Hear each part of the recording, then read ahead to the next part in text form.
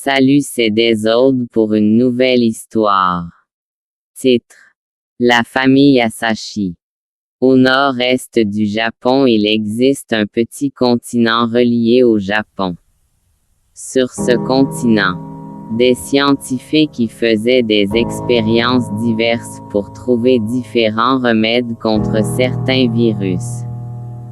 Et malheureusement et sans faire exprès, ils ont mélangé 3 virus mortels, dont l'un est l'Ebola, le second est la variole Kossus, un virus dérivé du célèbre coronavirus COVID-19 qui a fait rage il y a 150 ans auparavant, mais le troisième virus est plus dangereux que les deux autres, car une fois infecté, l'hôte perd sa mémoire dans un premier temps, puis il se comporte de façon agressive et plus tard il obtient d'autres souvenirs changeant totalement de personnalité.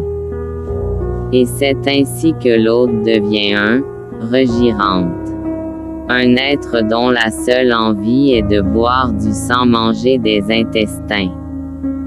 Ils ont une capacité spéciale, celle de contaminer par morsure, ainsi le cycle de transmission continue. Mais la situation était encore sous contrôle, il n'y avait que 4 personnes infectées par ce virus et ils étaient retenus en quarantaine, ils étaient déjà en phase terminale. Parmi les victimes du virus retenues en quarantaine se trouvait Victoria, l'épouse de Elbram, l'un des scientifiques qui travaillait sur le projet. L'homme ne supportait pas à l'idée de laisser sa femme dans cet état.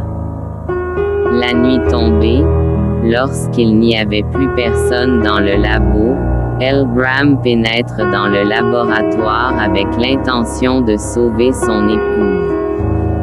Information importante pour la suite. Même si un regirant personnes infectées est en phase terminale, il garde quelques fragments de sa mémoire.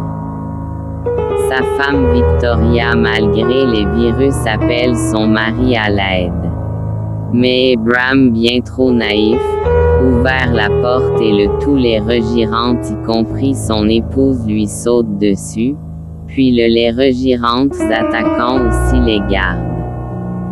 Et le virus se propage jusqu'au Japon, pays du Japon à la Chine, Russie, Afrique du Sud, Europe et Amérique. Les pays pas infectés ou peu infectés ont eu la bonne idée de fermer toutes leurs frontières.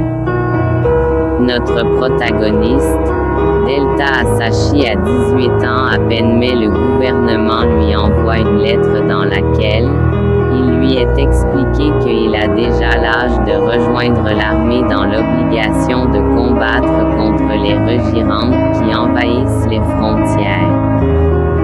Et son frère Lucas aussi a reçu une lettre lui disant la même chose. Mais Estelle, la mère de Delta et Lucas, savait que c'était un boulot à haut risque de rentrer dans l'armée. Elle faisait mine de sourire, mais la nuit tombée, elle pleurait sans relâche car elle a des souvenirs de son mari qui lui aussi servait l'armée, qui était haut gradé, mais il est mort au combat, tué par un regirant trop rapide. De retour dans le présent, Delta et Lucas s'apprêtaient pour aller se faire enregistrer. Que leurs oncles Moussa, un noir, arriva pour souhaiter à ses neveux « bon courage », puis les deux élus s'en allèrent, puis Moussa et Estelle se mirent à discuter sur leur grande famille repartie dans tout le monde. Il s'avère que la famille Asashi est une grande famille riche et puissante repartie dans le monde avec pour origine la péninsule ibérique. Seulement le père de Delta et Lucas était un Asashi, car lorsqu'un Asashi meurt, les enfants du défunt appartiennent à la famille du père et la veuve reçoit une grande somme d'argent, environ 70 millions. C'est ce qui lui a été proposé par la famille, mais La femme réticente à l'idée de laisser vivre ses 2 enfants vivre loin d'elle refusèrent la proposition et dut aller se cacher en Afrique centrale, plus précisément au Gabon, pour fuir ses assaillants.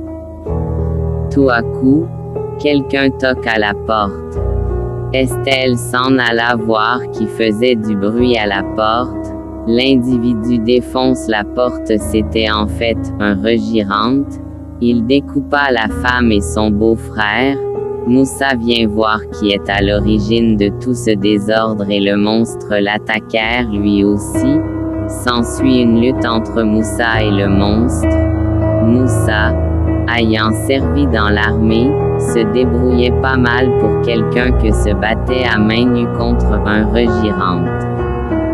Il élimine le regirante à l'origine de la mort de sa belle-sœur, mais un autre regirante attiré par le bruit se ramena et puis un autre, puis rapidement ils étaient une armée de monstres à dévorer Moussa.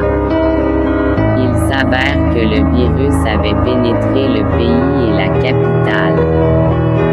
L'invasion des regirantes s'était répandue comme une traînée de poudre. La capitale, autrefois animée et prospère, était maintenant en proie au chaos et aux cris déchirants. La ville entière sombrait sous les assauts répétés des monstres, dévorant tout sur leur passage, tandis que les rares survivants tentaient en vain de fuir ou de se cacher. Delta et Lucas, après s'être enrôlés et formés pour combattre ces créatures, rentrèrent enfin chez eux, espérant revoir leur mère et leur oncle Moussa. Mais ce qui les attendait dépassait tout ce qu'ils avaient pu imaginer. Leur maison, autrefois un havre de paix, n'était plus qu'une scène de destruction macabre. Des traces de lutte étaient visibles dans chaque pièce. Finalement, ils retrouvèrent les corps sans vie de leur mère et de Moussa, brutalement arrachés à ce monde par les monstres qu'ils s'étaient jurés de combattre.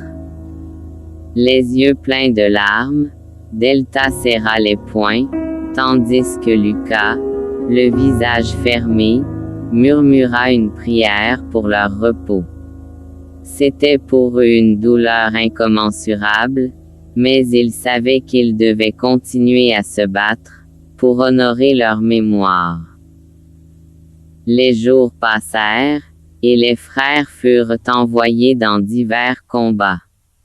Un jour, lors d'une bataille particulièrement féroce, Lucas fut séparé de Delta dans la confusion. Les 2 frères, pourtant inséparables, se retrouvaient isolés l'un de l'autre en pleine bataille. Alors qu'il tentait de rejoindre son frère, Delta entendit un cri étouffé. Il accourut, mais trop tard. Il trouva Lucas, grièvement blessé, les yeux tournés vers lui une dernière fois, avant de s'éteindre dans ses bras. La douleur de cette perte brisa quelque chose en Delta. Il se retrouva seul, sans famille, hanté par le souvenir de ceux qu'il avait aimés et perdus, condamné à errer dans un monde rongé par la mort et la désolation. Avec le temps, Delta devint l'un des combattants les plus redoutables de l'armée. Reconnu pour sa bravoure, il fut recruté dans les forces d'intervention rapide, une unité d'élite destinée aux missions les plus périlleuses. Lors d'une mission particulièrement dangereuse, l'équipe de Delta, composée de 709 soldats, fut envoyée au cœur d'un bastion infesté de regirantes. La bataille qui s'ensuivit fut un carnage. Les regirantes étaient trop nombreux, trop puissants. Un par un, les soldats tombèrent. Seul Delta et une jeune soldate de son âge, Lina, parvinrent à survivre et à revenir à la base, marqués à jamais par l'horreur qu'ils avaient vécue. Suite à cette épreuve, Delta et Lina décidèrent de quitter l'armée. Ensemble, ils tentèrent de reconstruire une vie, loin de la violence. Ils se marièrent et eurent 3 enfants, une fille et 2 garçons. La vie semblait enfin leur sourire, malgré les cicatrices invisibles laissées par les guerres passées. Les années passèrent, et Delta trouva une certaine paix auprès de sa famille. Un matin d'hiver, il s'en alla dans la forêt voisine pour ramasser du bois, souhaitant faire un feu pour réchauffer la maison. Mais alors qu'il était loin, les Regirantes profitèrent de son absence pour lancer une attaque surprise sur la capitale. Quand Delta revint, il trouva sa maison en ruine. Ses enfants, recroquevillés, avaient survécu par miracle, mais sa femme, Lina, n'avait pas eu cette chance. Elle avait succombé aux attaques des monstres, dans une dernière tentative désespérée de protéger leurs enfants. Delta, désormais seul avec ses 3 enfants, réalisa alors que le combat ne cesserait jamais vraiment, et que les monstres, bien qu'ils aient détruit tout ce qu'il aimait, n'avaient pas encore réussi à détruire sa volonté de protéger ceux qui lui restaient. Malgré tout, il promit à ses enfants de les défendre jusqu'au bout, jurant de reconstruire, encore une fois, une vie dans ce monde brisé. Fin de la première saison.